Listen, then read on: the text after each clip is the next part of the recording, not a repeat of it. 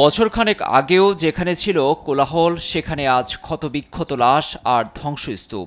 বারুদের গন্ধে ভারী গাজা উপত্যকার এক সময়ের সবচেয়ে ঘনবসতি শহর রাফা।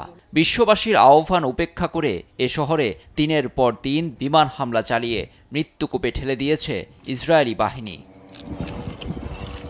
ফিলিস্তিনিদের কান্নার আওয়াজ কি শুনতে পায় পূর্ব থেকে পশ্চিম দুনিয়ার মানুষ? যদি শুনতেই পেত, তাহলে কি আজ এই ঘনবসতিপূর্ণ শহরটিতে এমন পরিস্থিতি দেখতে হতো ফিলিস্তিনিদের?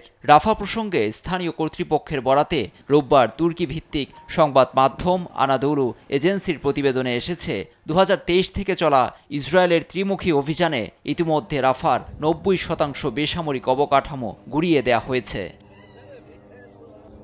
স্থানীয় কর্তৃপক্ষের দাবি, ইসরায়েলি সেনাবাহিনী রাফার 12,000 বর্গমিটার এলাকা ধসিয়ে দিয়েছে, যাকে আধুনিক সময়ের গণহত্যা এবং জাতিগত নির্মূলের সবচেয়ে ভয়াবহ উদাহরণের একটি বলে অভিহিত করা হচ্ছে।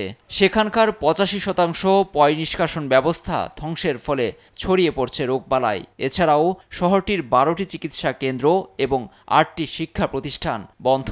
ইচ্ছাকৃতভাবে আঘাত করা হয়েছে ধর্মীয় প্রতিষ্ঠানে। হামাস প্রশাসন জানায়, শতাধিক মসজিদ হয়তো পুরোপুরি ধ্বংস, নয়তো বাজেভাবে ক্ষতিগ্রস্ত, যা ব্যবহারে অনুপযুক্ত।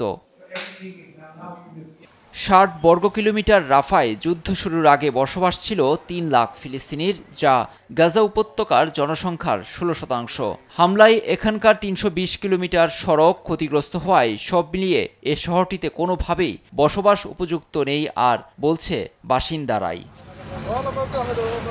এ শহরে আর ফেরা হবে কিনা এমন প্রশ্ন এখন বাস্তুচ্যুত ফিলিস্তিনিদের মুখে মুখে। তারপরও মানুষ বাঁচে আশায়। শহরটি থেকে অবিলম্বে ইসরায়েলি সেনা প্রত্যাহারের জন্য বিশ্বকে নেতানিয়াহুর উপর চাপ সৃষ্টি করতে আকুতি ফিলিস্তিনিদের কণ্ঠে।